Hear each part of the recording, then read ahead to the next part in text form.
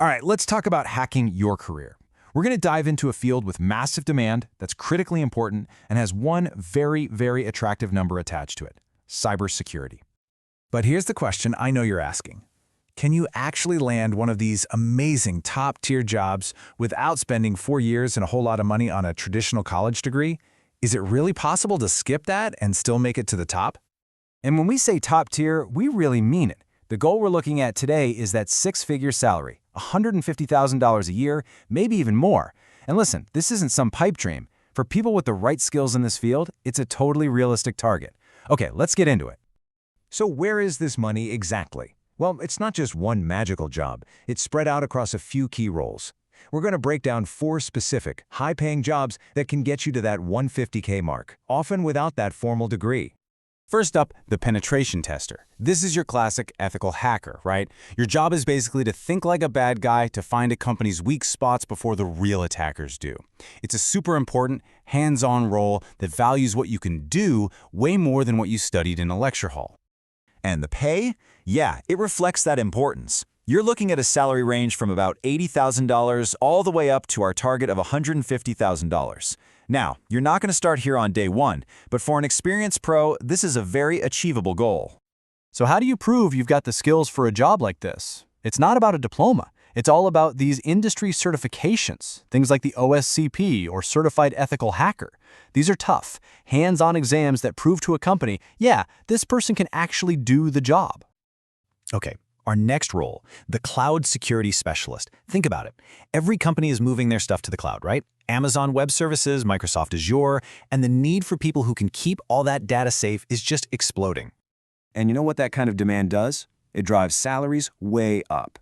For this role, we're talking a range from $93,000 up to almost $160,000. This is a super specialized technical field where deep knowledge is everything. And again, how do you prove you have that knowledge? The proof is in the certifications.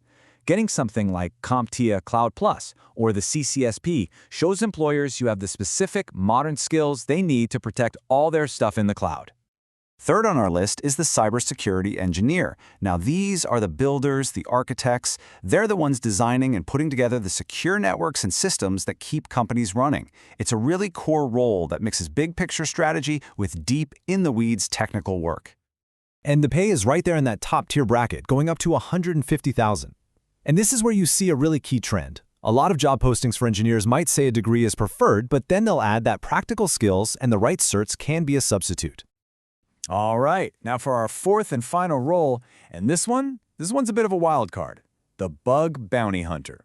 This is a freelance gig. You're not an employee. You're basically an independent researcher who finds security flaws in company websites and apps. And if you find something real, they pay you a bounty.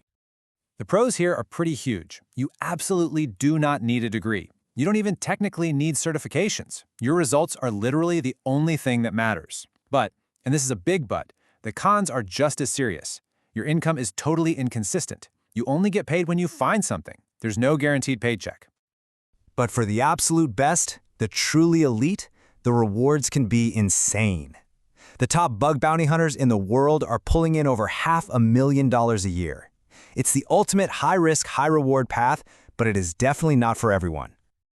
Okay, the opportunity is clear. The money is real. But let's be honest, if it were easy, everybody would be doing it. So it's time for a little reality check. Because while that salary is very, very real, so is the work you have to put in to get there. And this brings us to the most important point. Yes, you don't technically need the degree, but to get to that top salary level without one, you have to meet a whole other set of requirements. There is a catch. And here it is. It really boils down to 3 things that are totally non-negotiable.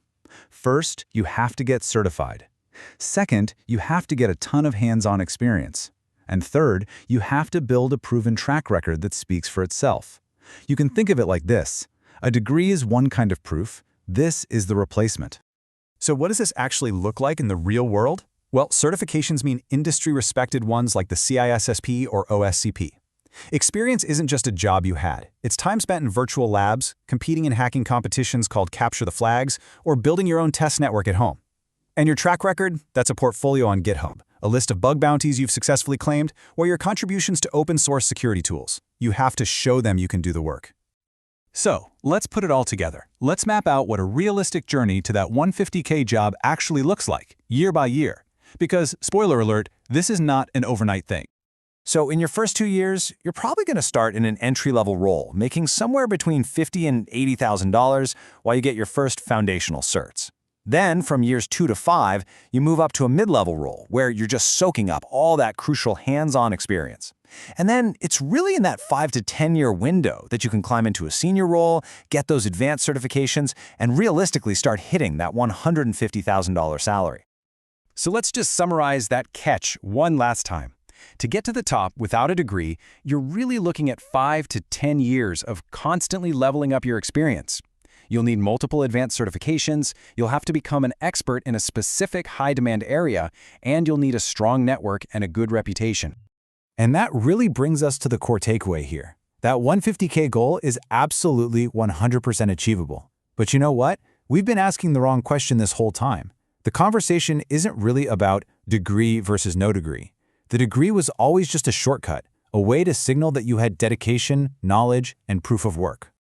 The real requirements are the years of experience, a portfolio that proves your skills, and those advanced certifications. A degree is just one way to show those things, and it's becoming an optional one. So the real question you have to ask yourself is this. The degree might be optional, but the dedication absolutely is not. Is that decade of focused work a price you're willing to pay?